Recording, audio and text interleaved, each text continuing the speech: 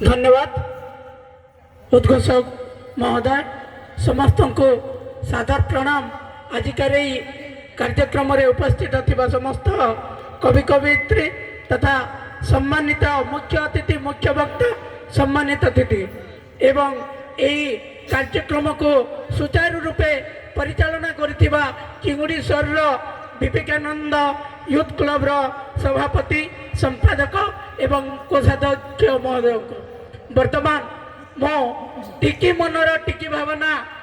कविता शीर्षक है प्रतारणा। प्रिय बंधु आजिकल दुनिया रे एमिति घटुची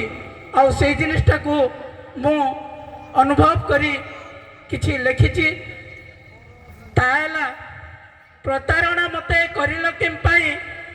भल पाउथिल दिने मिठा कथा कही तुम प्रेम रे छंदिल पड़ुनी कि तुम मने संज टू सकाळ सकाळ टू संज मो पछरे पड़ीथिल कथारे कथारे पारिजात फूल आनी मते धराइल अबला दुर्बला झीटीए मुही तुम प्रेम रे पागली हेली माँ बापांकर स्वप्न को तांकर धूलिसात करदेली मु धूलिसात करदेली नवीना बयसी चारुचंद्र हसी थिली मु चंचल मती तुम छलना प्रेम को बुझी न पारिली एबे भाबुछि मो दिन राति काहाकू कहबी कि बोली कहबी किए हेबो मोर साहा ए मिछ दुनिया रे केमिति बंचिबी होई गली एकुटिया मो होई गली एकुटिया भाभी मु नथिली प्रेम एमिति का बोली पड़ी गली मो निया गर्भ रे हु हु होई आज जली मरु अछि मिछ प्रेम प्रतारणा रे मो मिछ प्रेम प्रतारणा रे जौवन को मोर सागुणा परिकी खुंपी खुंपी खाई गला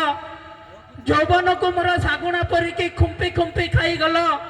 मो गर्भ रे तुम पाप प्रेम छाड़ी आउ कहा प्रेम पड़ी गल तुम्हें आउ कहा प्रेम पड़ी गल आस प्रिय तुम्हें कहीं चली गल छाड़ी दे एका मते तुम प्रेमर संतक मु साहित्य रखी आसी देखा दियो मते तुम्हें आसी देखा दियो मते प्रेम एक स्वच्छ निर्मल शब्द को प्रिय दर्शक बंधु प्रेम एक स्वच्छ निर्मल शब्द को कलंकित कर नहीं प्रेम ही जीवन अटे मन प्राण केबे प्रतारणा कर नहीं